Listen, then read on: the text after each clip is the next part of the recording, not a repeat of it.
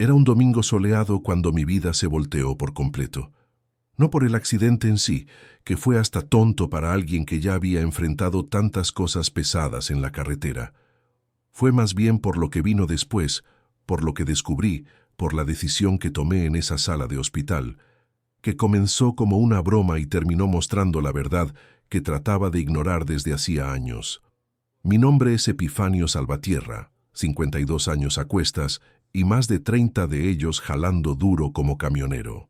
Conozco cada curva de este México, cada gasolinera de paso, cada tipo de carga. Lo que no conocía bien, parece, era mi propia casa, mi propia mujer. Estaba de descanso ese domingo. Soledad, mi esposa desde hace 17 años, había salido a visitar a su hermana. Después iba a descubrir que esa hermana tenía barba y se llamaba Braulio. Decidí dar una vuelta en la motito que había comprado hacía poco tiempo. Un sueño de siempre, ¿saben? Desde chamaco quise tener una moto. El tráiler da el sustento, pero la moto da la libertad. Al menos eso pensaba yo. En la curva del bulevar principal, un carro se pasó el alto. No me dio tiempo de frenar bien.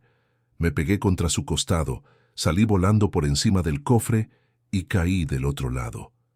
No fue nada grave, gracias a Dios. Unas raspadas en el brazo, en la pierna, un cortón en la ceja que sangraba bastante. Lo peor fue el dolor en la espalda, a la altura de la cintura, que me dejó sin poder levantarme derecho. El chofer del carro, un muchacho joven, todo asustado, me llevó al hospital. En el camino trataba de disculparse. Decía que no me había visto, que el sol lo estaba molestando. Yo, con dolor, nomás meneaba la cabeza. No soy hombre de armar pleitos. Los accidentes pasan. Hasta ahí era nomás otro contratiempo en la vida. Y justo aquí quiero preguntarles algo, amigos. Escriban en los comentarios su nombre y desde dónde nos están escuchando. Me da mucho gusto saber quién está del otro lado siguiendo esta historia. En el hospital me hicieron varios estudios, rayos X, tomografía, esas cosas. El doctor, un señor ya grande, revisó todo con cuidado y después me habló en su consultorio. Lo recuerdo como si fuera ayer. Se acomodó los lentes, me miró y me dijo: «Don Epifanio, tuvo suerte. No tiene nada quebrado, ninguna lesión grave, pero sí tiene una inflamación fuerte en la región lumbar, seguramente por el golpe. Le voy a recetar antiinflamatorio, analgésico, y va a necesitar reposo. Por lo menos 2 semanas sin hacer ningún esfuerzo». Moví la cabeza preocupado. 2 semanas parado significaban 2 fletes menos, dinero que no iba a entrar. Y además estaba el asunto de la liquidación que estaba esperando de la transportadora donde trabajé 15 años. $500,000 por un accidente que tuve años atrás, cuando una grúa se me vino encima durante una carga. El dinero estaba por salir en cualquier momento. «Doctor, no hay forma de acelerar esta recuperación. Necesito regresar a la carretera pronto», le dije ya pensando en los recibos que iban a llegar. Fue ahí que soltó una risita y me aventó la frase que cambió todo.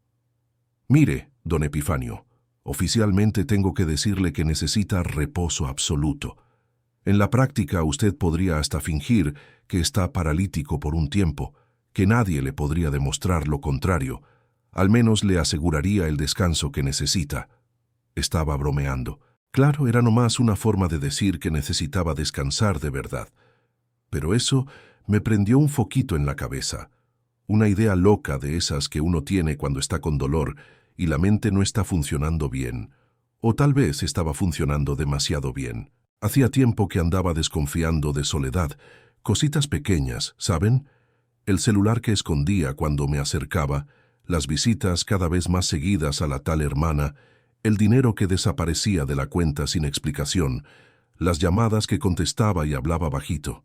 Yo pasaba semanas en la carretera, a veces meses, y siempre me preguntaba qué pasaba en esa casa cuando yo no estaba.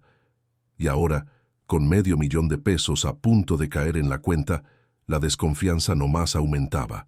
Soledad había cambiado desde que supo de la liquidación. Estaba más atenta, más cariñosa.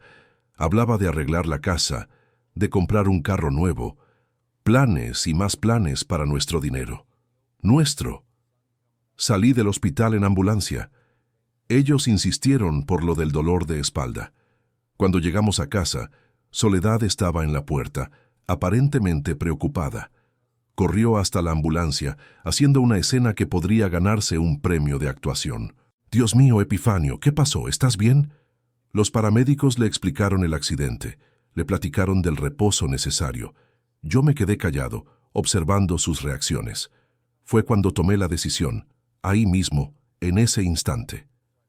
«No estoy sintiendo bien mis piernas, Soledad», le dije con la voz más débil que pude hacer. El doctor dijo que puede ser temporal, pero también puede... No completé la frase. No necesitaba. Vi el shock en sus ojos, pero también vi algo más. Un brillo extraño, un cálculo rápido pasando por detrás de esa mirada preocupada. Me apretó la mano, me aseguró que me iba a cuidar, que todo iba a estar bien, pero su mano estaba fría, fría como el corazón que todavía no sabía que tenía. Los paramédicos me subieron a una silla de ruedas que rentamos a las carreras. Soledad firmó unos papeles, agradeció al equipo y pronto estábamos solos, yo, ella y el teatro que acababa de empezar. Nuestras hijas, Magnolia de 15 años y Consuelo de 12, llegaron de casa de la vecina donde estaban cuando todo pasó. Se asustaron al verme en la silla de ruedas. Les expliqué con calma, tratando de no asustarlas mucho. Les dije que era temporal, que pronto estaría caminando otra vez. Me abrazaron llorando. Ese abrazo sincero de mis niñas dolió más que el accidente, porque sabía que les estaba mintiendo, pero también sabía que era necesario. Soledad preparó la cena, me ayudó a bañarme, me acostó en la cama con un cuidado que parecía genuino, pero yo, que conocía a esa mujer desde hacía casi 2 décadas, notaba las pequeñas fallas en la actuación, la impaciencia disimulada, la mirada distante mientras me ayudaba, el suspiro de cansancio cuando pensaba que no estaba poniendo atención. Esa primera noche, acostado en la cama que compartíamos desde hacía tantos años, viendo el techo oscuro de nuestro cuarto, me pregunté si no estaba cometiendo una locura, si no era mejor simplemente encararla con mis sospechas, tener una plática franca, resolver las cosas como adultos. Pero algo dentro de mí sabía que no descubriría la verdad así. Soledad siempre fue buena con las palabras, siempre supo explicarse, hacerme sentir culpable por mis desconfianzas. No, yo necesitaba pruebas, necesitaba ver con mis propios ojos, y ahora, en esa silla de ruedas, invisible a sus ojos como un hombre de verdad, tal vez por fin lo lograría. Lo que no me imaginaba era cuánto iba a doler descubrir la verdad y cómo esa verdad iba a cambiar todo. La primera semana fue hasta tranquila. Soledad mantuvo el teatro de la esposa dedicada, preocupada. Me ayudaba a ir al baño, traía comida a la cama, preguntaba si estaba sintiendo algo en las piernas. Yo siempre respondía que no, que seguía sin sensibilidad ninguna. Los doctores vendrían en 2 semanas para nuevos estudios, fue lo que acordamos. Pero ya para el tercer día, empecé a notar cambios en su comportamiento. Cositas al principio, un plato que tardaba más en ser servido, un baño que se daba con prisa, casi con asco, quejas bajitas que pensaba que yo no oía. «¿Qué pinche infierno? ¿Cuánto va a durar esto?», murmuró para sí misma mientras cambiaba mis sábanas, pensando que yo estaba distraído viendo la tele. Las niñas también se dieron cuenta. Magnolia, la mayor, siempre fue observadora. Una noche, cuando Soledad ya se había ido a dormir al cuarto de visitas, alegó que era para no molestarme durante la noche. Mi hija se acercó a mi cama.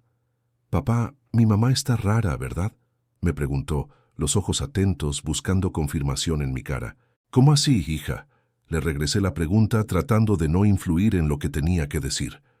«No sé, parece enojada todo el tiempo y ayer la vi saliendo de noche con el carro. Regresó hasta la madrugada. Dijo que fue a la farmacia. ¿Pero qué farmacia está abierta tan tarde?». Mi corazón se apretó. Entonces no era nomás mi imaginación, hasta las niñas estaban notando. Pero mantuve la calma, no quería involucrarlas en eso. «Tu mamá debe estar cansada, hija. No es fácil cuidarme y la casa al mismo tiempo». Magnolia no pareció convencida, pero no insistió. Me dio un beso en la frente y se fue a su cuarto. Esa noche fingí dormir temprano. Con el cuarto oscuro y la puerta entreabierta, oí a Soledad al teléfono en la sala. «No puedo hablar mucho, él puede oír», susurraba. «No sé cuánto tiempo va a durar esto. Los doctores hablaron de semanas, tal vez meses. No, no se puede salir ahora, tal vez mañana». La voz del otro lado no la pude oír, claro, pero la risita de ella, bajita y cómplice, me dijo todo lo que necesitaba saber. No era la risa de quien habla con una amiga o pariente, era la risa de quien comparte un secreto dulce, íntimo. Al día siguiente, Soledad anunció que necesitaba ir al súper. Se arregló demasiado para una simple ida de compras, maquillaje, perfume, la blusa nueva que le había regalado en su último cumpleaños. Salió prometiendo regresar pronto, pero apareció 4 horas después con pocas bolsas y una sonrisa extraña en los labios. Fue ese día que vi por primera vez al tal Braulio. Estaba en la sala, en la silla de ruedas, acomodado cerca de la ventana que daba a la calle. Vi cuando un carro negro se paró en la esquina. Soledad salió de nuestro portón y se metió rápido al vehículo. El chofer era un hombre más joven, pelo oscuro, barba de días. Se besaron antes de que el carro arrancara. El dolor que sentí no fue en las piernas, fue en el pecho, como una puñalada. Una cosa es sospechar, otra es ver. Y yo acababa de ver. Cuando regresó, estaba más ligera, casi feliz. Me sirvió la comida con una sonrisa que ahora sabía que era falsa. Preguntó si necesitaba algo fingiendo preocupación. «Nomás tengo un poco de dolor en la espalda», respondí observando su reacción. «Tómate un medicamento entonces», me dijo sin mucho interés, y salió de la sala para contestar el celular que vibraba sin parar. Esa tarde recibí una llamada del abogado. La liquidación había salido. $500,000 estaba en mi cuenta. Cuando colgué, Soledad estaba parada en la puerta, los ojos brillando de una forma que hacía mucho no veía. «¿Era el abogado?», preguntó, tratando de sonar casual, pero la ansiedad en su voz se notaba. «Sí fue», respondí sin explicar más. «¿Y entonces alguna novedad?», insistió acercándose a la silla de ruedas. «La liquidación salió, el dinero ya está en la cuenta». Su cara se iluminó como árbol de Navidad. De repente, volví a ser el centro de atención. Se hincó a mi lado, agarró mis manos. Habló de cómo esto iba a cambiar nuestras vidas, de cómo me podría tratar con los mejores doctores, de cómo podríamos arreglar la casa. Y mientras hablaba, emocionada con planes para mi dinero, no el nuestro, yo nomás pensaba en el carro negro, en el beso, en las horas que pasaba fuera de casa, en el celular que escondía, en las risas cómplices al teléfono. Fue ahí que decidí llevar ese teatro hasta el final, no solo para confirmar mis sospechas, sino para entender hasta dónde Soledad sería capaz de llegar. Y permítanme preguntarles algo que me tiene dando vueltas desde entonces. Ustedes que me están escuchando después de todo lo que les he contado, ¿creen que una mujer casada tiene derecho a buscar amor en otro lado si se siente sola? ¿O creen que no hay justificación para la traición? Quiero leer sus comentarios, porque esto que viene va a estar más cabrón todavía. «Necesito que vayas al banco mañana», le dije, interrumpiendo su monólogo sobre arreglar la cocina. «Quiero sacar una parte del dinero. Necesito verlo, sentirlo en las manos, ¿entiendes?». Dudó por un momento. «Pero, Epifanio, ¿no es mejor dejarlo en el banco? Es más seguro». «Quiero 10,000 en efectivo», insistí. «Lo demás puede quedarse ahí. Es nomás para celebrar, comprar algo para las niñas, para la casa». Terminó aceptando, claro. A la mañana siguiente se vistió con esmero otra vez y salió con mi tarjeta y el poder que teníamos preparado para emergencias desde hacía años. Regresó 3 horas después con un fajo de billetes. Conté discretamente. Eran 6,000, no 10. «El gerente dijo que nomás podía liberar esta cantidad hoy», explicó cuando le pregunté. «Limitaciones de retiro diario. Ya sabes cómo es». Yo sabía que era mentira. Ya había hablado con el gerente por teléfono. No había tal limitación para esa cantidad, pero nomás asentí, guardando esa pieza más del rompecabezas que estaba armando. Esa noche, cuando todos dormían, me levanté de la cama con cuidado. Sí, me levanté. Era raro. después de días fingiendo no poder usar las piernas. Caminé en silencio hasta la sala y agarré el celular de Soledad que había dejado cargando.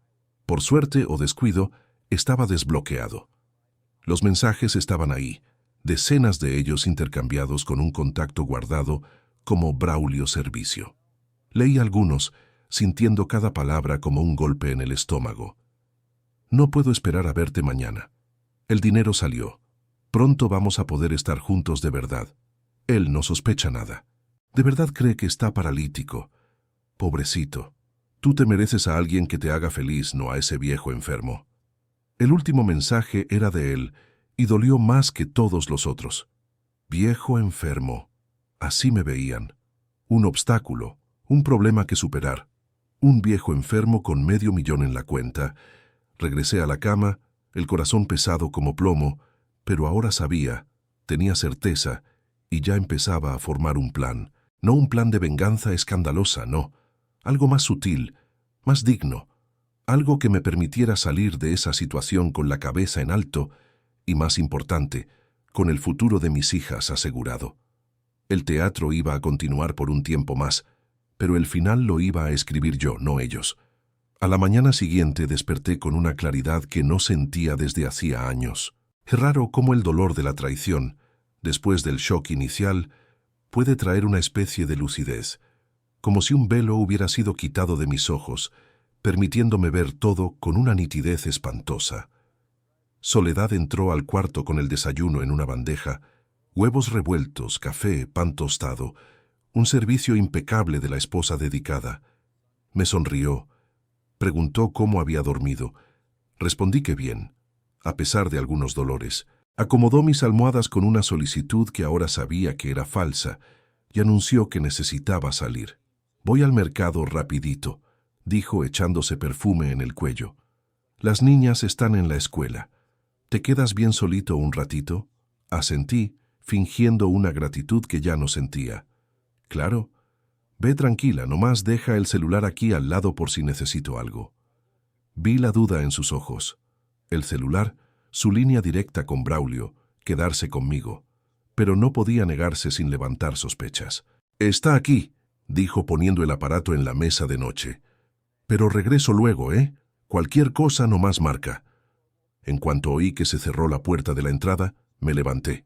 Caminé hasta la ventana a tiempo de verla subirse, no a nuestro carro, sino al mismo vehículo negro del día anterior. Braulio estaba al volante. Se besaron rápido antes de irse. Regresé a la cama. El celular de ella en mis manos. Estaba bloqueado. Ahora sí había aprendido la lección, pero ya no lo necesitaba. Ya había visto suficiente. Llamé a mi sobrino, Anselmo.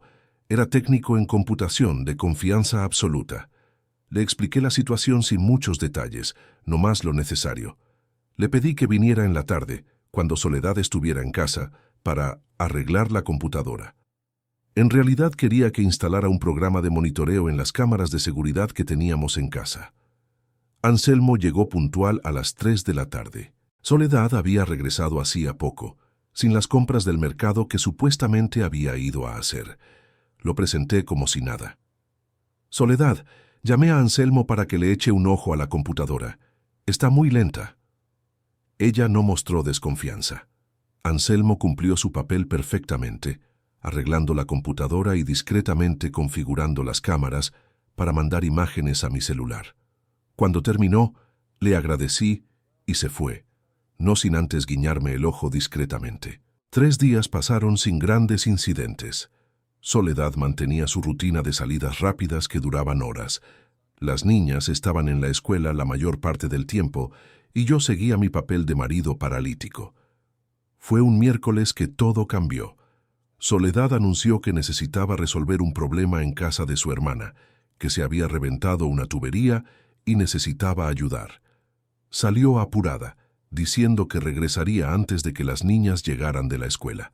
2 horas después, recibí una alerta en el celular.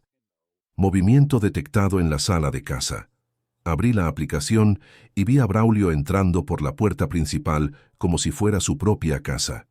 Soledad luego atrás, riéndose de la mano con él. No había tubería rota, No había hermana, solo había traición descarada y sin remordimiento. Los vi besándose en mi sala, en el sillón que había comprado con el sudor de mi trabajo en la carretera. Oí a Soledad decir que yo estaba dormido, dopado de medicinas, que no había peligro. Pronto nos vamos a librar de él, dijo en un tono casual que me heló la sangre. El dinero ya está en la cuenta, es cosa de tiempo. Liberarse de mí. ¿Qué significaba eso exactamente? ¿Estaba mi propia esposa planeando algo más siniestro que solo dejarme? Un escalofrío me recorrió la espalda. Braulio se rió despreocupado. ¿Y las niñas? Ellas van a entender, respondió Soledad con una frialdad que no reconocí. Son inteligentes. Van a ver que tú eres mucho mejor para mí que ese viejo quebrado.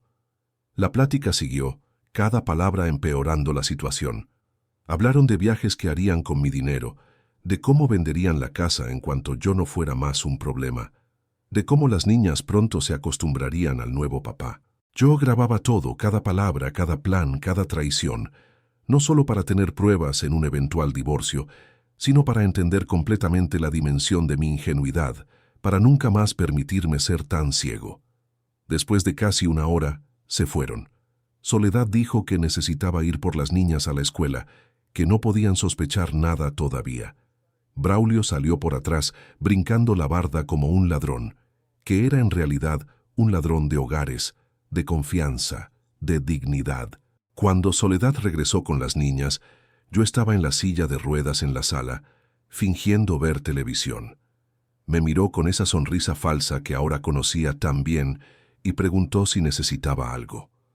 Respondí que no, que todo estaba bien. La mentira más grande de todas. Esa noche, cuando todos dormían, me levanté otra vez, fui hasta la computadora y pasé todos los videos a una memoria USB. Después, hice algo que debería haber hecho hacía mucho tiempo. Llamé a mi abogado, el LIC. Abundio me atendió aunque era tarde. Le expliqué la situación sin meterme en detalles emocionales, nomás los hechos. Escuchó en silencio y después me dio instrucciones claras.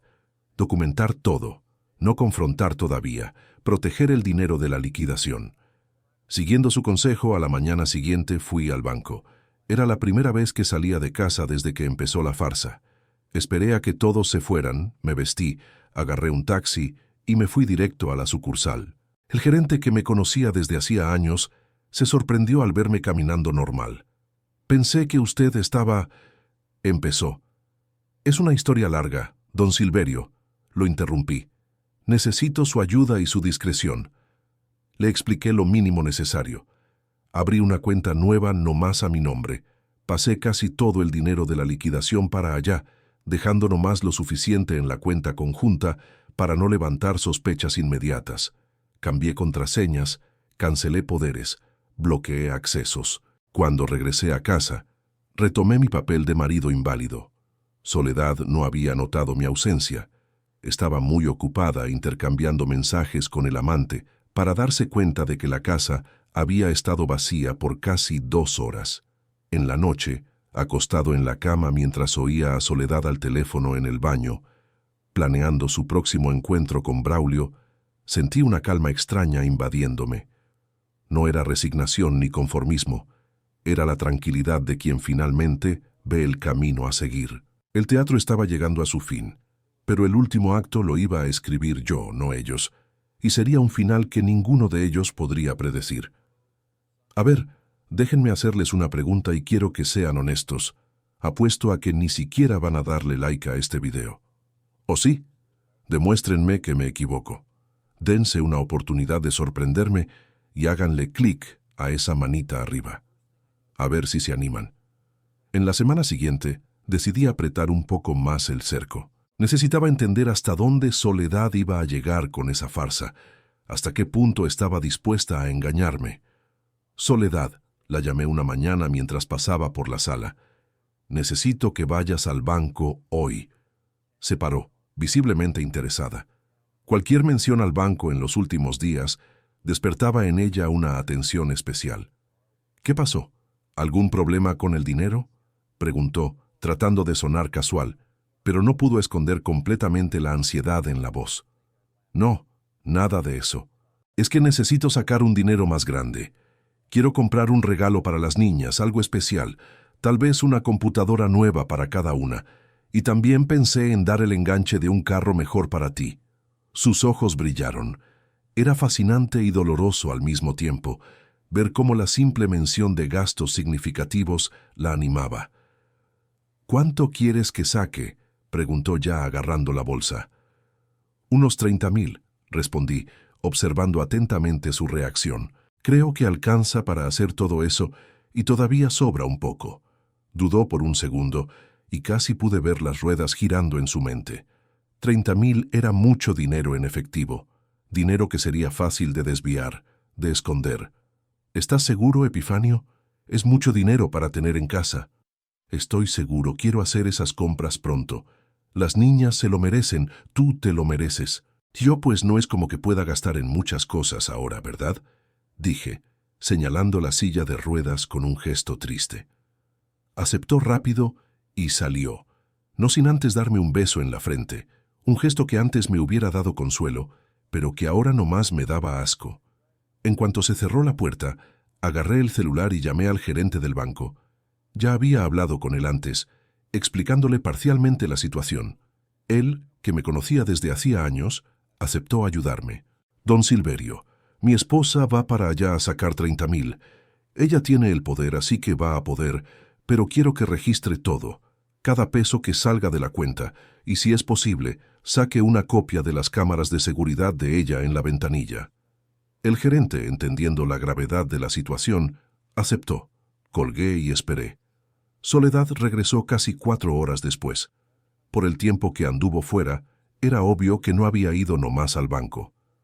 «¿Pudiste sacar el dinero?», pregunté en cuanto entró. «Sí, pude», respondió sacando un sobre de la bolsa. «Pero el gerente nomás liberó 20.000. Dijo que para cantidades mayores necesita aviso previo, cosa de seguridad». Abrí el sobre. Había 15.000, no 20. Conté despacio, billete por billete, mientras ella me observaba con una sonrisa tensa. «Nomás hay 15 aquí», dije mirándola directo a los ojos. «¿En serio?», agarró el sobre, fingiendo recontar. «Uy, tienes razón. Debo haberme confundido. Es que pasé a la farmacia antes. Compré tus medicinas. Debe ser eso». La mentira era tan descarada que casi me río. Medicinas que costarían 5.000 pesos, pero nomás asentí, guardando esa prueba más de su deshonestidad. «Está bien», dije agarrando el dinero de vuelta. «Con esto ya alcanza para las computadoras de las niñas, por lo menos». «¿Quieres que las compre mañana?», se ofreció muy rápido. «No te molestes. Le voy a pedir a Anselmo, mi sobrino. Él entiende de esas cosas.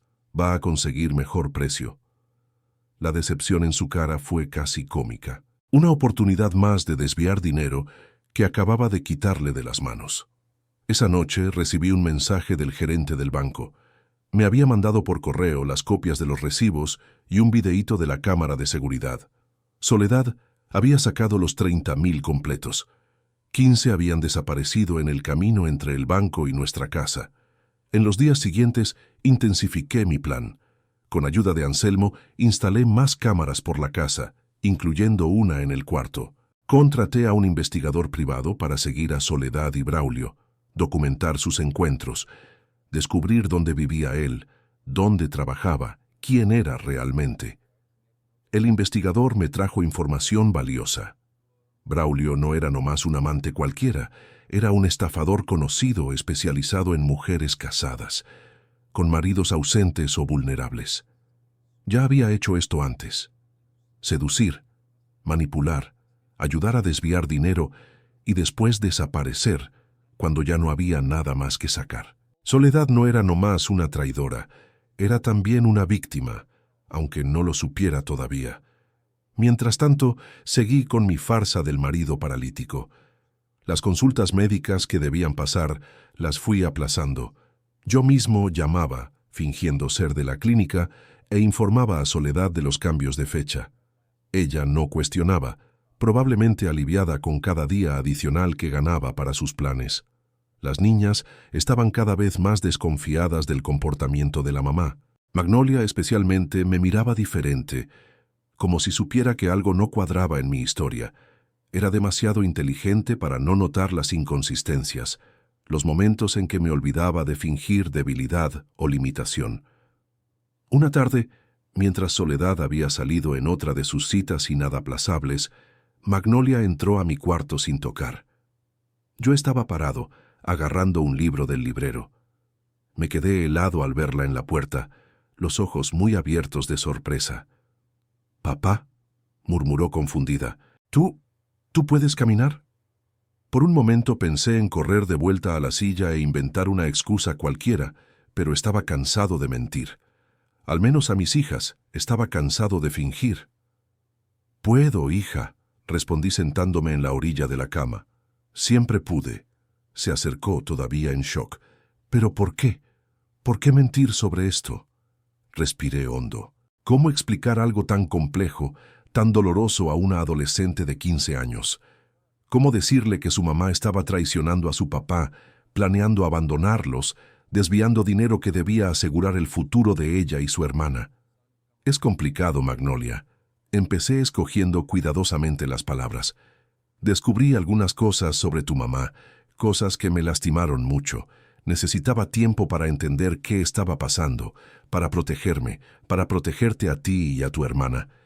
Magnolia era demasiado lista para conformarse con medias palabras. Es sobre el tipo del carro negro, ¿verdad? Ese que viene por mi mamá cuando tú supuestamente estás dormido o dopado de medicina. Me sorprendió su percepción. ¿Sabías? Se encogió de hombros, una expresión de madurez triste en la cara que no debería estar ahí. No soy niña, papá. Veo cómo mi mamá se arregla cuando va a salir, cómo regresa diferente, feliz de una forma rara. Oigo sus pláticas por teléfono. Sentí un nudo en la garganta. Mi hija no debería estar pasando por esto. No debería estar enfrentando la traición de la mamá de esta forma. Siento mucho que hayas notado eso, hija, dije, agarrando sus manos. No quería que supieran, no así. ¿Qué vas a hacer?, preguntó con una seriedad que me partió el corazón. Voy a resolver esto, respondí determinado.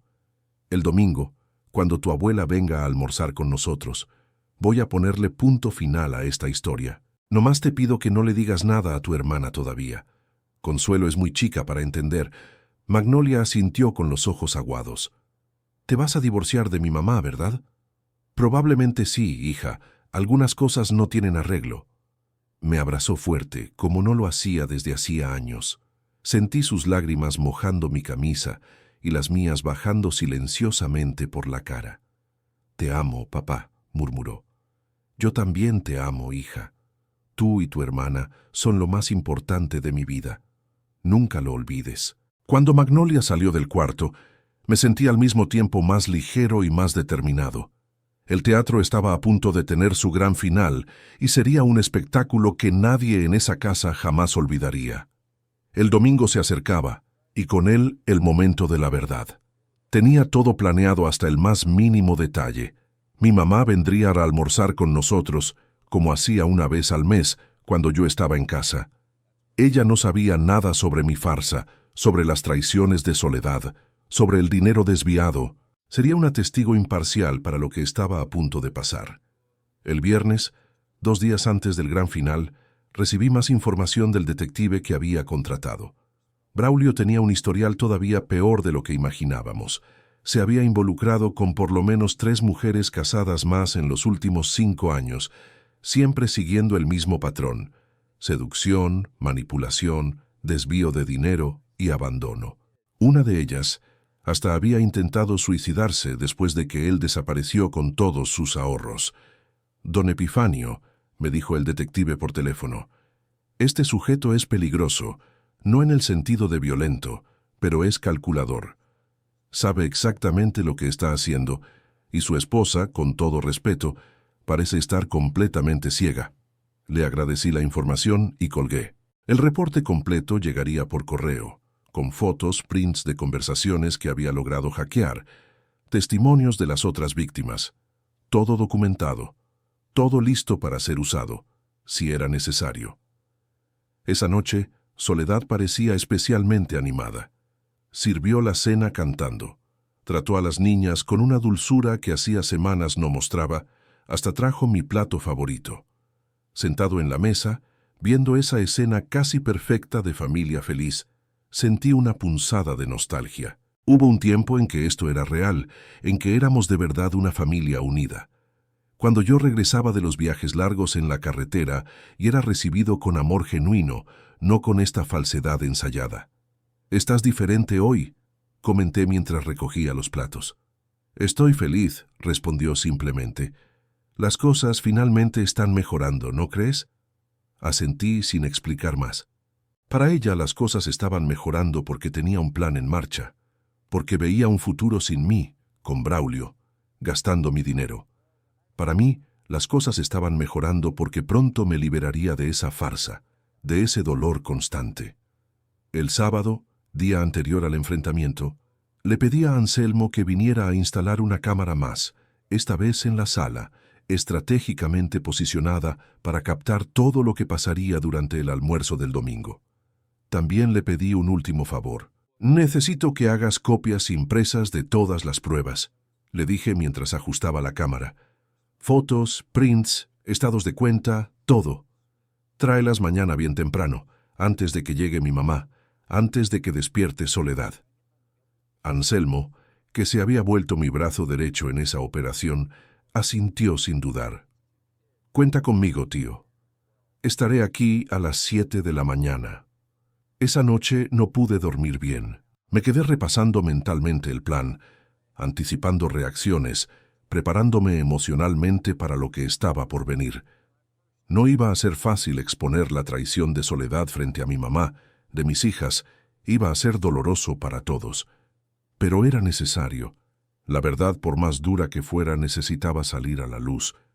De madrugada, oí a Soledad al teléfono en la cocina. Me levanté silenciosamente y me acerqué a la puerta, oyendo su conversación.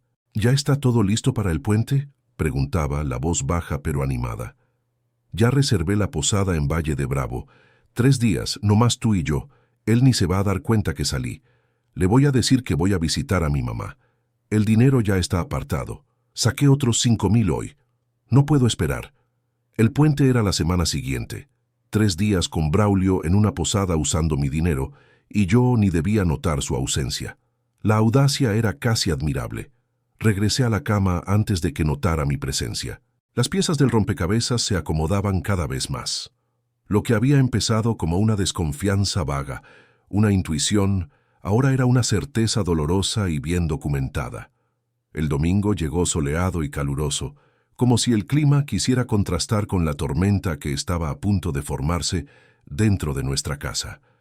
Anselmo apareció puntual a las 7 con un sobre grande conteniendo todas las pruebas. Lo guardé debajo del colchón, donde podría agarrarlo fácilmente cuando llegara el momento. Soledad despertó como a las 9, animada con la visita de mi mamá. Empezó a preparar el almuerzo, mole poblano, el plato preferido de la matriarca de la familia. El olor bueno pronto invadió la casa, trayendo una falsa sensación de normalidad, de paz. Las niñas ayudaban en la cocina, Magnolia más callada, sabiendo lo que estaba por venir, Consuelo saltando y despreocupada, ajena al drama que se desarrollaría en unas horas. Me quedé en la sala, en la silla de ruedas, fingiendo leer un libro mientras observaba los preparativos. Mi mamá llegó poco antes del mediodía, trayendo dulces caseros, como siempre hacía. A los 78 años, doña Celestina todavía mantenía la energía y la perspicacia que siempre la caracterizaron.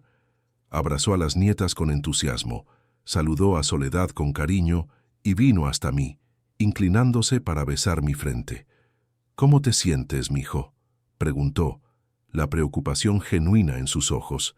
«Mejor, mamá», respondí, sintiendo una punzada de culpa por haberla mantenido en la oscuridad sobre mi condición real. «Mucho mejor». El almuerzo se sirvió, y todos se sentaron a la mesa. Yo en la cabecera, en la silla de ruedas, observando cada movimiento, cada sonrisa, cada palabra intercambiada. Soledad estaba especialmente atenta, sirviendo a todos, asegurándose de que nada faltara, interpretando perfectamente su papel de esposa y nuera dedicada. La conversación fluía ligera sobre asuntos triviales, el tiempo, las noticias de la ciudad, los estudios de las niñas, hasta que mi mamá, sin saber, abrió la puerta para lo que yo necesitaba. «¿Y el dinero de la liquidación, mijo, ya salió?» Soledad se congeló por un segundo, los ojos fijos en mí, alerta, cautelosos. «Sí salió, mamá», respondí calmadamente. «Pero no todo está conmigo ya». «¿Cómo así?», mi mamá preguntó confundida. «¿Ya compraron algo? ¿Esa casita en el campo que siempre quisiste?» «No, mamá. Parte del dinero desapareció misteriosamente». Un silencio pesado cayó sobre la mesa. Soledad puso el tenedor sobre el plato despacio, como si cada movimiento necesitara ser calculado. «¿De qué estás hablando, Epifanio?», preguntó tratando de sonar casual, pero la tensión en su voz era palpable. Era ahora el momento que había planeado por semanas. Respiré hondo. Miré a Magnolia, que asintió casi imperceptiblemente, y entonces hice lo que nadie esperaba. Me levanté de la silla de ruedas. El silencio que siguió fue ensordecedor. Mi mamá dejó caer el tenedor que tintineó contra el plato de porcelana. Consuelo, mi hija menor, abrió los ojos como platos, la boca abierta en shock. Magnolia, que ya sabía, nomás observaba con una mezcla de alivio y aprensión en su cara joven. Pero fue la reacción de Soledad la que realmente me interesaba. Su cara pasó por una secuencia rápida de emociones: sorpresa, confusión, miedo y, finalmente, rabia. Una rabia contenida, disimulada, pero que yo conocía bien después de tantos años juntos. «Epifanio, tú puedes caminar», balbuceó, agarrándose del borde de la mesa como si necesitara apoyo. «Siempre pude», respondí calmadamente, dando algunos pasos para demostrar mi movilidad perfecta. «Nunca hubo parálisis. Fue todo una prueba, Soledad. Una prueba que reprobaste miserablemente». Mi mamá, recuperándose del shock inicial, también se levantó. «Mijo, ¿de qué estás hablando? ¿Qué historia es esta?» «Mamá, yo sufrí un accidente leve de moto, como todos saben, pero los doctores nomás recomendaron reposo. No hubo lesión en las piernas, no hubo pérdida de sensibilidad. Decidí fingir que estaba paralítico para probar la lealtad de mi esposa, porque ya venía sospechando de ella desde hacía tiempo». Soledad se levantó bruscamente, tirando el vaso de agua. «Esto es una locura, Epifanio. Estás loco. ¿Fingiste estar enfermo por semanas nomás para probarme? ¿Qué tipo de persona hace eso?» Su indignación sonaba casi convincente. Si no tuviera las pruebas, si no hubiera visto con mis propios ojos sus traiciones, casi le creería. Casi. «El tipo de persona que sabe que lo están traicionando», respondí manteniendo la calma. «El tipo de persona que necesita saber la verdad antes de tomar decisiones importantes». Trato de mantener la postura ofendida, pero pude ver el pánico creciendo en sus ojos. «¿Traicionado de qué hablas? Yo te he cuidado día y noche desde el accidente. Sacrifiqué mi vida para darte comodidad». «¿Sacrificaste?», repetí con una risa seca. «¿Qué sacrificio, Soledad? ¿Estar con Braulio en nuestro sillón mientras yo supuestamente dormía dopado de medicinas? ¿Desviar dinero de mi cuenta mientras yo estaba vulnerable? ¿Planear un viaje romántico para el puente usando mi dinero? ¡Qué gran sacrificio, de verdad!». Su cara se puso pálida. Miró rápidamente a las niñas, a mi mamá, a mí, como un animal acorralado buscando una ruta de escape. «¿Quién es Braulio?», preguntó mi mamá con la voz temblorosa de shock. «Braulio es el amante de ella, mamá», respondí sin quitar los ojos de Soledad. «Un estafador conocido, especializado en mujeres casadas con maridos vulnerables. Ya hizo esto antes, varias veces. Seduce, manipula, ayuda a desviar dinero y después desaparece». Consuelo empezó a llorar, confundida y asustada con todo eso. Magnolia la abrazó, susurrando palabras de consuelo. Mi mamá, siempre fuerte, se mantuvo firme, aunque pude ver el dolor en sus ojos. «Son mentiras», gritó Soledad apuntándome con el dedo. «Estás inventando todo esto para difamarme. No existe ningún Braulio». Era el momento que esperaba. Caminé hasta el cuarto, regresé con el sobre grande que Anselmo me había traído en la mañana. Lo puse sobre la mesa y empecé a esparcir su contenido. Fotos de Soledad y Braulio juntos, prints de conversaciones, estados de cuenta mostrando retiros no autorizados, el reporte del detective privado con detalles sobre el historial de Braulio. ¿No existe?, pregunté empujando las evidencias hacia ella. Entonces, ¿quién es este hombre con quien te estás besando en nuestra sala, en nuestra casa? ¿Con quién planeas viajar la semana que viene a Valle de Bravo? Agarró algunas fotos, las miró rápido y las aventó de vuelta a la mesa. Me espiaste, pusiste cámaras en nuestra casa, me seguiste. Esto es enfermizo, Epifanio. Enfermizo es traicionar a tu marido cuando supuestamente está incapacitado. Le regresé, todavía manteniendo la voz calmada, controlada. Enfermizo es desviar dinero que debía asegurar el futuro de tus hijas. Enfermizo es planear abandonar a tu familia por un estafador que ya hizo esto antes con otras mujeres. Mi mamá agarró algunas de las fotos, las examinó con atención. Su cara se endureció al ver las evidencias claras de la traición de su nuera. ¿Cómo pudiste, Soledad?, preguntó, la decepción evidente en su voz. Después de todo lo que Epifanio hizo por ti, por esta familia, después de todos estos años. Soledad parecía acorralada ahora, la fachada de indignación desmoronándose rápidamente. «Ustedes no entienden», murmuró, las lágrimas empezando a rodar por la cara. «Epifanio nunca está en casa, siempre en la carretera, semanas enteras. Me siento sola, abandonada. Braulio me dio atención, cariño, cosas que ya no tenía aquí. ¿Y por eso creíste que tenías derecho a robarme?», pregunté señalando los estados de cuenta. ¿A planear abandonarme en cuanto el dinero de la liquidación saliera? ¿A traer a tu amante adentro de nuestra casa, frente a nuestras hijas? Magnolia, que hasta entonces había permanecido en silencio, habló. «Yo te vi, mamá», dijo con la voz embargada. «Te vi con él varias veces. Oí sus conversaciones por teléfono. Sabía lo que estaba pasando». Esa revelación pareció pegar a Soledad como un golpe. Que su propia hija supiera, que hubiera sido testigo de su traición, parecía ser la gota que derramó el vaso. Se desplomó en la silla, sollozando. «Perdónenme», balbuceó entre lágrimas. «No quería, no lo planeé, pasó». «Mentira», exclamé, finalmente dejando que la rabia se transparentara. «Sí lo planeaste. Está en tus textos, en tus conversaciones con él. Planearon todo, cada detalle, incluyendo cómo liberarse de mí cuando el dinero estuviera asegurado». Mi mamá se quedó sin aire al oír eso. «¿Liberarse cómo, Dios mío?» «No sé exactamente qué significaba», respondí honestamente. «Tal vez no más dejarme, tal vez algo peor. Nunca lo sabremos porque el plan termina hoy».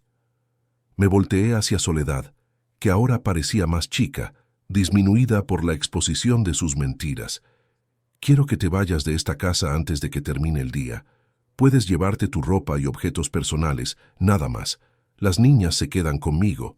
«¡No!», gritó, levantándose otra vez. «No puedes separarme de mis hijas». «Puedo y lo voy a hacer», respondí firmemente. «Tengo pruebas suficientes de tu infidelidad, del desvío de dinero, de la negligencia con las niñas mientras te encontrabas con tu amante. Cualquier juez me dará la custodia».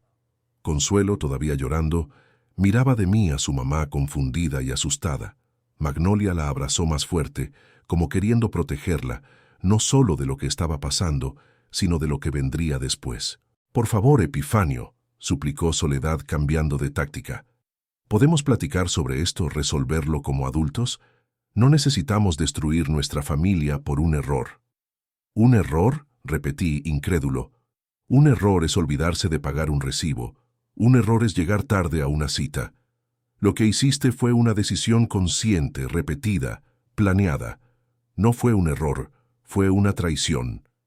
Mi mamá, siempre la voz de la razón, aún en los momentos más difíciles, intervino.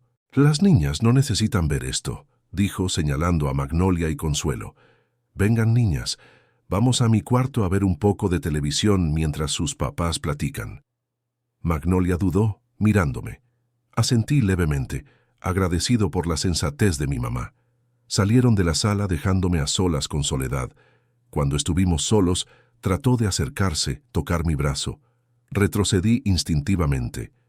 Epifanio, por favor, susurró. 17 años juntos. No puede terminar así. Terminó en el momento en que decidiste traicionarme, respondí, sintiendo una mezcla de rabia, tristeza y sorprendentemente alivio. Terminó cuando elegiste a otro hombre, cuando decidiste que mi dinero valía más que nuestra familia, cuando convertiste nuestro hogar en un escenario para tus mentiras. Soledad siguió tratando de explicarse, las palabras saliendo atropelladas entre sollozos y lágrimas. Habló de Soledad, de cómo se sentía abandonada en mis viajes largos, de cómo Braulio la hizo sentirse deseada otra vez. Mencionó problemas que yo ni sabía que existían, frustraciones que nunca había compartido conmigo. Escuché en silencio, dejándola hablar. Parte de mí quería gritar, romper cosas, descargar toda la rabia acumulada en las últimas semanas, pero no sería digno, no en mi casa, no con mis hijas en el cuarto de al lado. Siempre fui un hombre controlado, y no sería diferente ahora, en el momento más difícil de mi vida. Cuando finalmente paró de hablar, exhausta de tanto llorar y justificarse, respondí con una calma que ni yo sabía que tenía. Soledad, no importa lo que digas ahora, no importa qué justificaciones presentes. Rompiste la confianza, el respeto, todo lo que mantenía nuestro matrimonio en pie. No fue un momento de debilidad o un error único. Fue una traición continua, planeada, calculada. No solo me traicionaste con otro hombre, sino que trataste de robarme. Te aprovechaste de mi supuesta condición de vulnerabilidad. Bajó los ojos, incapaz de sostener mi mirada. Sus manos temblaban mientras se secaba las lágrimas con una servilleta arrugada. «¿Qué va a pasar ahora?», preguntó finalmente, la voz casi perdida. «Te vas a ir de esta casa hoy. Puedes regresar mañana por tus cosas cuando yo esté con las niñas en la escuela. Voy a meter el divorcio el lunes. En cuanto a las niñas, la custodia se va a discutir legalmente, pero se quedan conmigo por ahora». «¿Y el dinero? ¿La casa?», preguntó vacilante. Casi me río de la audacia. Aún en esa situación, con todas sus mentiras expuestas, todavía se preocupaba por lo que podría llevarse materialmente de ese matrimonio destrozado. «Vas a recibir lo que la ley determine, ni un peso más ni menos. La casa es mía, estaba a mi nombre antes de que nos casáramos. El dinero de la liquidación también es mío por derecho. Pero no te preocupes, el juez decidirá lo que es justo». Lo que no le dije es que gran parte del dinero de la liquidación ya estaba protegido en una cuenta que ella no podría tocar, asegurando el futuro de las niñas. El abogado se había encargado de eso desde los primeros días, cuando mis sospechas empezaron a confirmarse. «¿Y Braulio?», pregunté, queriendo ver su reacción. «¿Qué pasa con él ahora?». Soledad dudó, mordiéndose el labio inferior. «No sé», admitió finalmente. «No he hablado con él hoy. Él sabe del dinero que desviaste, de los planes para el viaje en el puente». Asintió lentamente. «Sabe, sí». «Entonces te sugiero que le marques ahora. Cuéntale que el plan se acabó, que el marido paralítico nunca estuvo realmente paralítico, que ya no va a haber más dinero fácil. Vamos a ver si su amor sobrevive a esas noticias». Mi tono era amargo, sarcástico.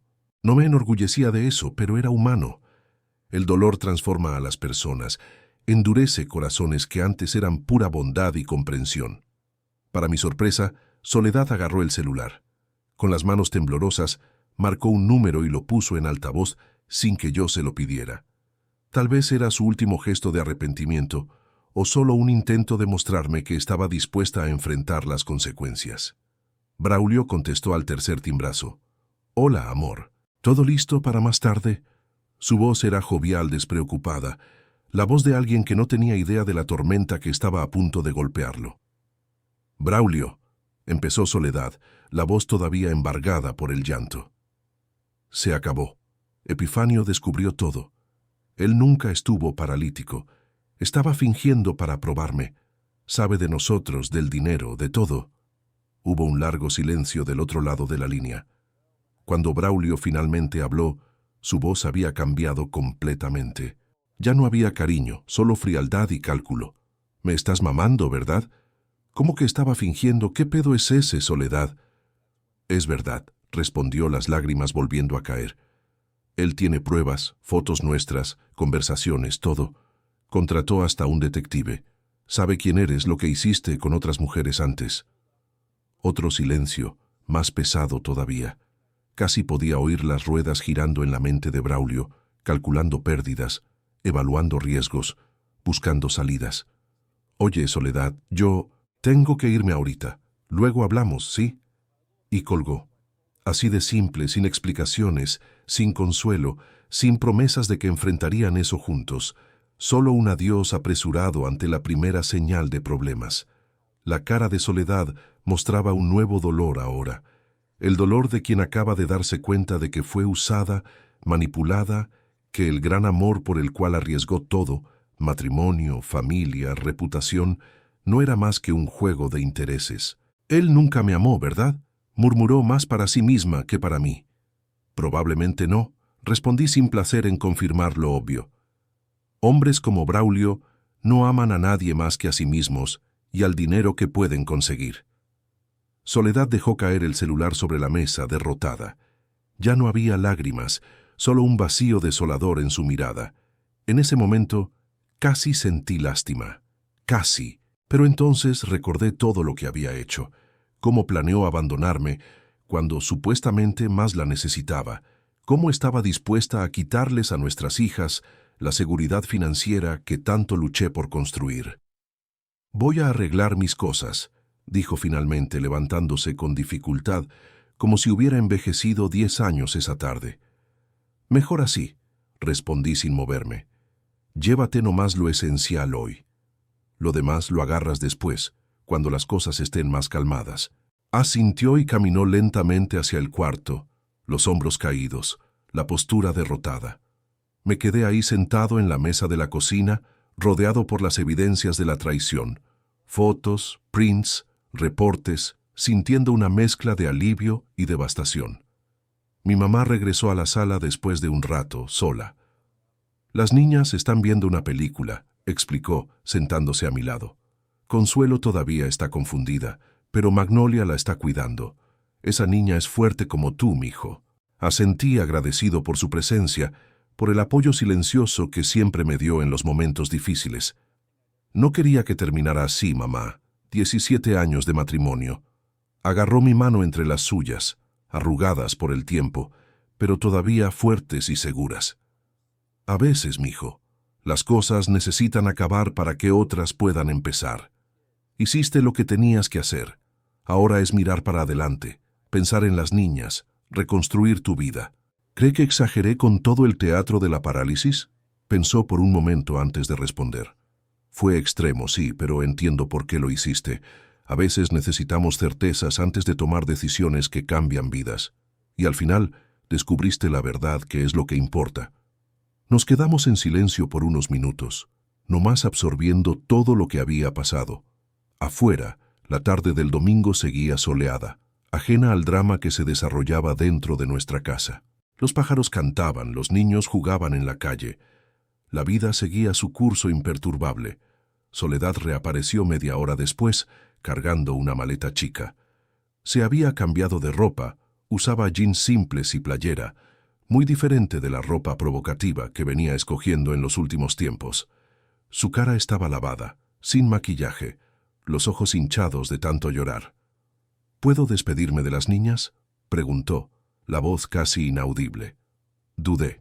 Parte de mí quería negar esa petición, castigar a Soledad privándola de ese último contacto, pero no sería justo con las niñas.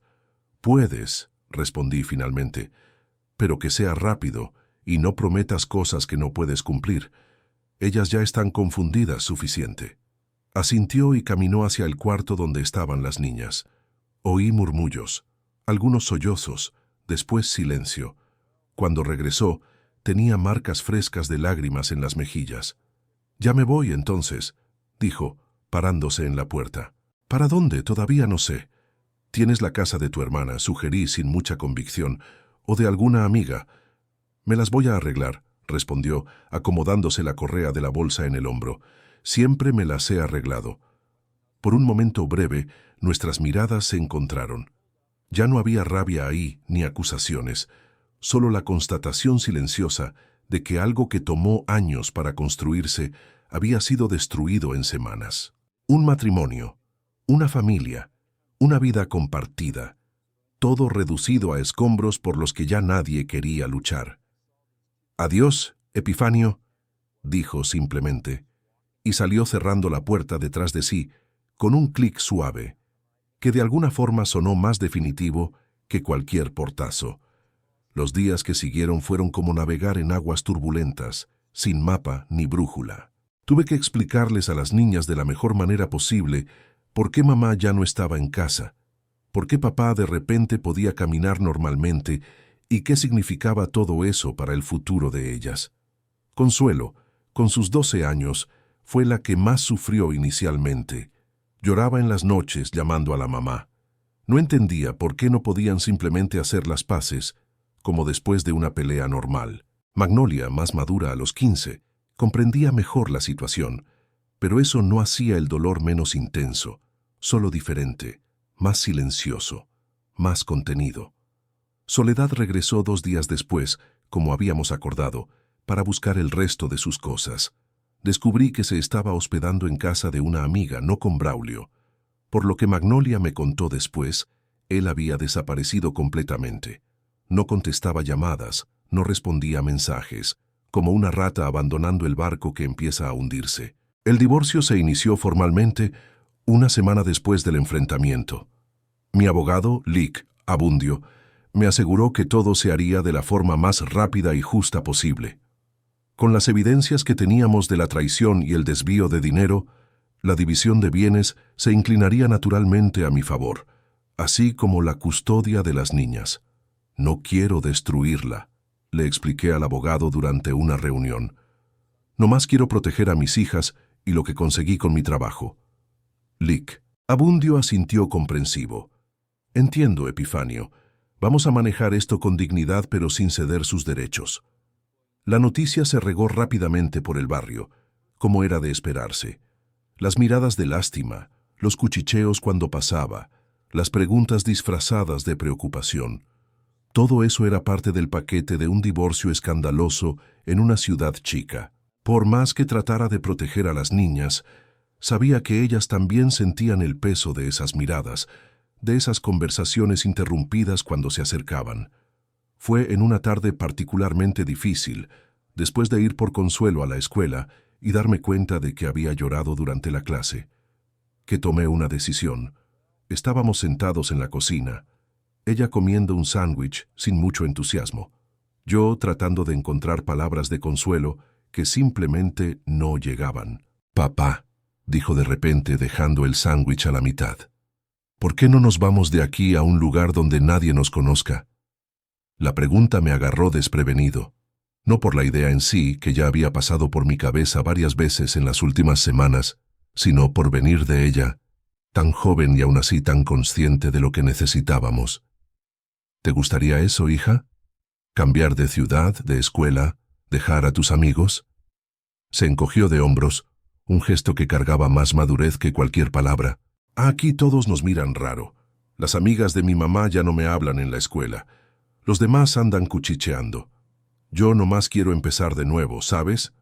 Esa noche, después de que las niñas se fueron a dormir, me quedé en el patio viendo las estrellas, pensando en la sugerencia de Consuelo, mudarse, empezar de nuevo, dejar atrás no solo un matrimonio fracasado, sino toda una vida construida en esa ciudad. La idea ganó fuerza cuando recibí una llamada de Tiburcio, un viejo amigo de la carretera que no veía desde hacía años. Había oído sobre mi situación a través del teléfono descompuesto de los camioneros. Las noticias viajan rápido por las carreteras de México. «Epifanio, compadre», me dijo con esa voz ronca de quien fumó toda la vida. «Supe que andas pasando por unos problemas por allá. ¿Cómo van las cosas?» Le conté una versión resumida de los acontecimientos, sin meterme en muchos detalles dolorosos. Tiburcio escuchó en silencio, nomás gruñendo en confirmación de vez en cuando. «¿Y ahora qué piensas hacer?», preguntó cuando terminé. «No sé bien. Consuelo, mi chiquita, sugirió que nos cambiáramos de ciudad, empezar de cero, ¿sabes?» «¿Y por qué no?», respondió con entusiasmo. «Oye, tengo una propuesta para ti. Ando expandiendo mis negocios. Compré 3 tráileres más, pero ando sin choferes de confianza. ¿Qué te parece venir a trabajar conmigo? Tengo contactos en la costa de Jalisco, un pueblito tranquilo, bueno para criar a las niñas. Escuela de calidad, playa limpia, gente sencilla. La propuesta era tentadora, muy tentadora. Trabajar con un amigo de confianza en un lugar donde nadie nos conocía, donde podríamos construir una nueva vida sin el peso del pasado inmediato. Voy a pensarlo, Tiburcio. Necesito platicar con las niñas primero, ver qué opinan. Claro, claro. Piénsalo bien, compadre. La oferta está en pie. La plática con Magnolia y Consuelo pasó al día siguiente durante la cena. Les expliqué la propuesta de Tiburcio, las posibilidades que se abrían, los pros y contras de un cambio tan significativo. Sería un nuevo comienzo para todos nosotros, concluí, observando atentamente sus reacciones. Pero solo lo haríamos si ustedes dos están de acuerdo. Es una decisión familiar. Consuelo, como esperaba, se emocionó con la idea. Sus ojos brillaron cuando mencioné la playa, la escuela nueva, la oportunidad de hacer nuevos amigos. Magnolia, más reflexiva, consideró por más tiempo. ¿Y mi mamá?, preguntó finalmente. ¿Cómo quedaría nuestro contacto con ella? Era una pregunta válida e importante. Por más que Soledad hubiera fallado, seguía siendo la mamá de mis hijas. Cortar ese vínculo no estaba en mis planes, ni sería saludable para las niñas. Su mamá podría visitarlas cuando quisiera, expliqué, y en vacaciones ustedes podrían pasar tiempo con ella aquí. Además, existe el teléfono, internet, videollamadas. La distancia física no significa distancia emocional. Magnolia pensó un poco más y entonces asintió lentamente. Creo que sería bueno un nuevo comienzo. Con la aprobación de las niñas, las cosas se aceleraron. Llamé a Tiburcio, acepté su propuesta. Contacté una inmobiliaria para poner la casa en venta. No quería mantener ningún vínculo material con esa ciudad, con esas memorias. Empecé a investigar escuelas en Jalisco, rentas, barrios tranquilos para vivir. El divorcio seguía su curso legal, más rápido de lo normal, debido a las evidencias claras y la falta de oposición por parte de Soledad. Ella parecía haber aceptado su parte de culpa y no estaba creando obstáculos. Al contrario, en nuestro único encuentro para discutir detalles prácticos, parecía abatida, arrepentida, casi sumisa, una sombra de la mujer confiante y manipuladora que había planeado abandonarme. Supe que se van a mudar, comentó mientras firmaba unos documentos en el despacho del abogado. Sí, confirmé sin explicar más. Las niñas necesitan un nuevo comienzo. Asintió mordiéndose el labio inferior. ¿Ellas están bien? ¿Se están adaptando? Se están adaptando. No es fácil, pero son fuertes. Van a salir adelante. Soledad dudó como si quisiera decir algo más, pero nomás suspiró y siguió firmando los papeles. Antes de irse, me entregó un sobre. ¿Qué es esto?, pregunté desconfiado. El dinero que agarré de tu cuenta, respondió evitando mi mirada. No todo. Todavía no he podido juntar todo, pero es casi la mitad. Lo demás se lo voy devolviendo de a poco, prometo. Agarré el sobre, sorprendido por el gesto. No esperaba que devolviera nada, mucho menos voluntariamente. Tal vez había arrepentimiento genuino ahí, tal vez solo miedo a las consecuencias legales. De cualquier forma, era un pequeño paso en la dirección correcta. Gracias, dije simplemente. Esto significa mucho para el futuro de las niñas. 3 semanas después de esa conversación, estábamos listos para irnos. La casa se había vendido rápido por buen precio. El divorcio estaba prácticamente finalizado, faltando solo unas formalidades. Las maletas estaban hechas, las despedidas realizadas. La víspera del viaje, llevé a las niñas a un último paseo por la ciudad. Pasamos por los lugares que marcaron nuestra vida ahí. La escuela donde estudiaron, el parque donde jugaban cuando chicas, la nevería favorita de Consuelo, la librería que tanto le gustaba a Magnolia. Era una forma de cierre, de decir adiós, no solo a un lugar, sino a una etapa de nuestra vida. Al día siguiente, bien temprano, subimos las últimas cajas al tráiler.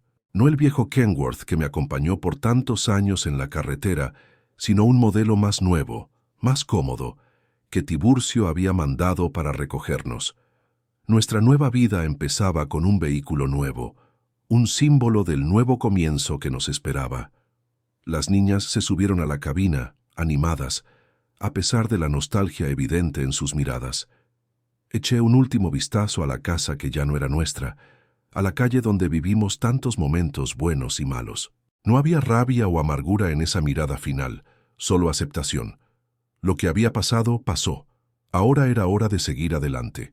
Encendí el motor, sintiendo esa vibración familiar que siempre me trajo consuelo en los momentos difíciles. La carretera se abría frente a nosotros, llena de posibilidades de nuevos horizontes, y por primera vez en semanas sentí algo que casi había olvidado cómo era: esperanza. 6 meses pasaron desde que dejamos nuestra antigua ciudad. La vida en Jalisco había resultado ser exactamente lo que necesitábamos. Un nuevo comienzo tranquilo, lejos de las miradas de lástima y los cuchicheos maliciosos. Las niñas se adaptaron bien a la nueva escuela, hicieron amigos, volvieron a reír con esa espontaneidad que solo los niños tienen. Yo estaba trabajando con Tiburcio, como habíamos acordado. Ya no más viajes largos de semanas enteras lejos de casa, sino rutas regionales que me permitían regresar casi todos los días a cenar con mis hijas. La casa que rentamos quedaba a 2 cuadras de la playa, sencilla, pero acogedora, el lugar perfecto para reconstruir nuestra pequeña familia. Soledad mantenía contacto regular con las niñas por videollamada. Poco a poco, la relación entre ellas se fue normalizando en la medida de lo posible. No era perfecto, claro. Había momentos difíciles, preguntas dolorosas, lágrimas ocasionales, pero estábamos lidiando con todo eso un día a la vez, con paciencia y honestidad. Fue un miércoles normal que el pasado decidió aparecer otra vez. Yo venía regresando de una entrega en Guadalajara, manejando por la carretera federal, cuando paré en una gasolinera para cargar combustible y tomar un café. Era una de esas gasolineras grandes, movimentadas, punto de parada para camioneros de todo el país. Estacioné el tráiler, bajé y caminé hacia la tienda. Fue cuando la vi. Soledad estaba ahí, sentada en una banca afuera, una maleta chica a los pies, la mirada perdida en la carretera. Parecía cansada, abatida, vistiendo ropa sencilla, muy diferente de la que acostumbraba a usar. Mi primer instinto fue dar media vuelta, evitar el encuentro, pero algo me hizo seguir adelante. Tal vez curiosidad, tal vez la necesidad de un cierre más definitivo que papeles de divorcio firmados en un despacho frío de abogados. Ella no me vio acercarme, muy concentrada en sus propios pensamientos. Solo se dio cuenta de mi presencia cuando me paré frente a ella tapando el sol. Epifanio, murmuró, la sorpresa evidente en su cara. «Hola, Soledad», respondí, manteniendo una distancia segura. «No esperaba verte por aquí». Se acomodó en la banca, pasándose la mano por el pelo desalineado en un gesto automático. Estoy tratando de llegar a Puerto Vallarta. Mi hermana se mudó para allá. Dice que consiguió un trabajo para mí». Asentí, notando las señales que contaban una historia sin palabras. Las ojeras profundas, las manos con uñas cortas, sin esmalte, la maleta gastada que parecía contener todo lo que poseía ahora. «¿Y Braulio?», pregunté, no por provocar, sino por una genuina necesidad de saber. Soltó una risa seca, sin humor.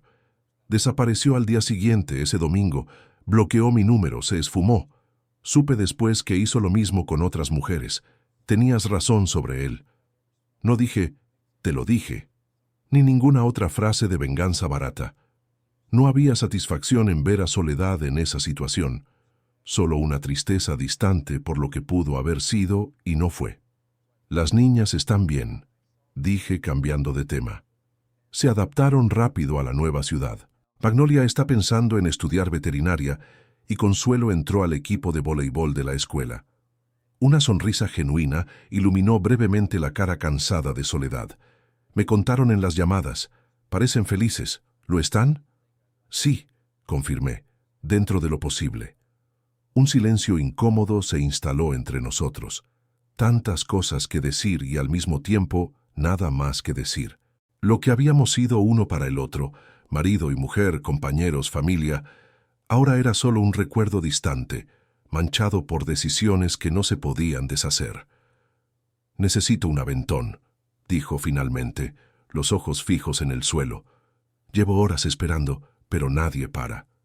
Era una petición directa, sin rodeos, típica de la soledad que conocí un día. Consideré por un momento. Puerto Vallarta quedaba en mi camino. No sería un desvío, pero la idea de quedar horas encerrado en la cabina con ella, con todo nuestro historial compartido, parecía una prueba que no estaba seguro de querer enfrentar. «Yo fingí estar paralítico», dije lentamente, «pero tú fingiste amarme». La cara de Soledad se contrajo con mis palabras, como si hubiera recibido una bofetada. No respondió inmediatamente, solo bajó la cabeza aún más, aceptando el golpe como merecido. «Tienes razón», murmuró finalmente. «No merezco tu ayuda». Suspiré profundamente. No había placer en ese momento, ninguna satisfacción en verla humillada, pidiendo ayuda justamente al hombre que había planeado abandonar. La vida tiene esas ironías que no traen alegría a nadie. «Te llevo hasta la central de Puerto Vallarta», dije sorprendiéndome a ambos. «No por ti, sino porque es lo correcto, porque no soy el tipo de hombre que deja a alguien en la carretera, aún alguien que me lastimó». Asintió en agradecimiento silencioso, los ojos aguados. Agarró su maleta y me siguió hasta el tráiler sin decir más nada. El viaje de 2 horas hasta Puerto Vallarta se hizo prácticamente en silencio. Ella miraba por la ventana, perdida en pensamientos que yo no podía ni quería adivinar.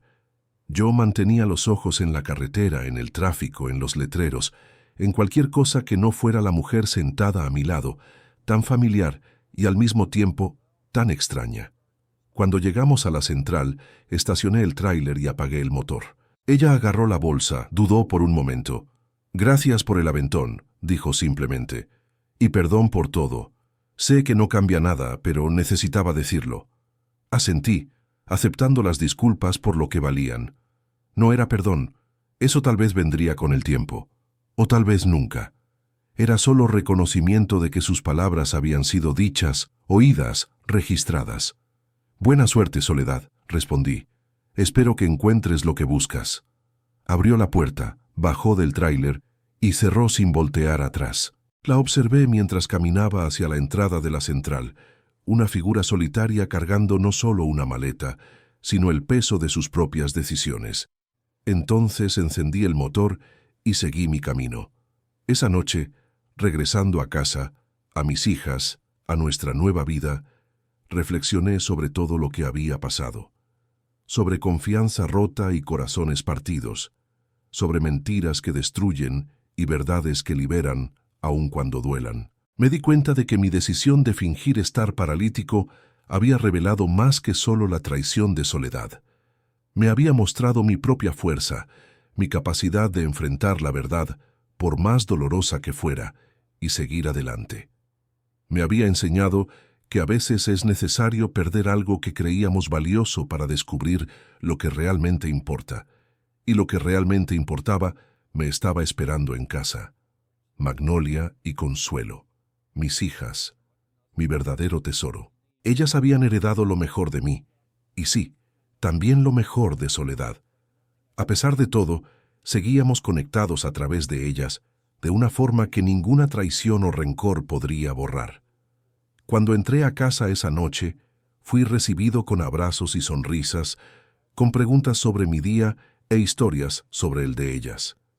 Era una escena simple, cotidiana, pero para mí representaba todo lo que necesitaba: familia, amor, propósito.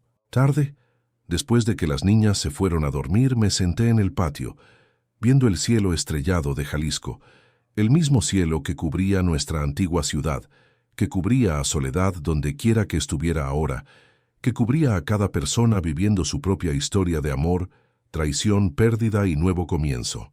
Y ahora me pregunto, amigos que me han acompañado hasta aquí en esta historia, ¿creen que hice mal al fingir estar paralítico para probar a mi esposa? ¿Ustedes qué habrían hecho en mi lugar? ¿Era la única forma de descubrir la verdad o me pasé de la raya? Quiero leer sus comentarios, porque sé que muchos de ustedes han pasado por situaciones parecidas. Amigos, si hay algo que aprendí con todo esto, es que la vida no viene con garantías. Personas que juraron amor eterno pueden traicionarte en el momento más vulnerable. Planes cuidadosamente construidos pueden desmoronarse en un instante. Pero también aprendí que siempre hay un camino que seguir. Siempre hay una luz al final del túnel, por más oscuro que parezca. Si amas a alguien, sé verdadero. Y si sospechas, antes de acusar, prueba. Pero prepárate para descubrir una verdad que puede doler más que cualquier accidente. Y cuando esa verdad llegue, recuerda, no es el final de la carretera, solo una curva inesperada en tu jornada. Yo soy Epifanio Salvatierra, tengo 52 años, y esta es mi historia. Una historia de traición, sí, pero también de superación, de nuevo comienzo, de esperanza. Y si ella tocó su corazón de alguna forma, si se identificaron con cualquier parte de lo que viví, dejen su comentario. Su historia puede ser exactamente lo que alguien necesita oír hoy para seguir adelante. La carretera es larga, amigos, pero nunca estamos realmente solos en ella. Si quieren más historias como la mía, suscríbanse al canal Diario del Camionero. Hasta la próxima.